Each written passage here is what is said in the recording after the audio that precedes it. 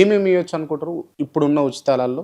అంటే గతంలో ఒక 2 సంవత్సరాల క్రితం మీకే నేను మీ టీవీకే ఇంటర్వ్యూ ఇచ్చినప్పుడు చెప్పిన. కేవలం విద్య, వైద్యం ఇక ఏది ఫ్రీ ఇయ్యద్దు. ఏది ఇయ్యొద్దు ఇగ. ఏది ఫ్రీ అంటే ఇయ్యద్దు. పెన్షన్లు కూడా ఇవ్వద్దా? ఏది ఫ్రీ ఇయ్యద్దు. పెన్షన్లు అంటే ఓల్డ్ ఏజ్ కాబట్టి వాళ్ళు కొంతమంది ఫ్యామిలీస్ నుంచి నిరాదరణకు గురైండ్రు.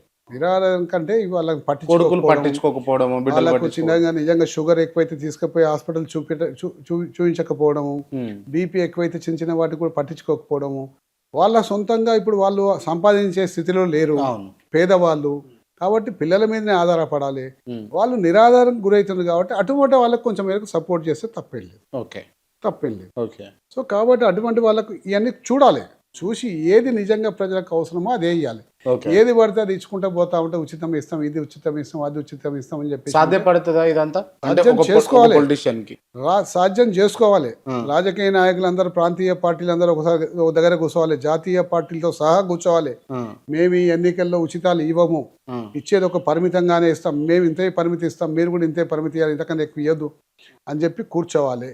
ఉమ్, కూర్చొని ఒక అండర్స్టాండింగ్ రావాలి. దేశ రాజకీయాల్లో మార్పు రావాలి, రాజకీయ నాయకుల ఆలోచన విధానంలో మార్పు రావాలి.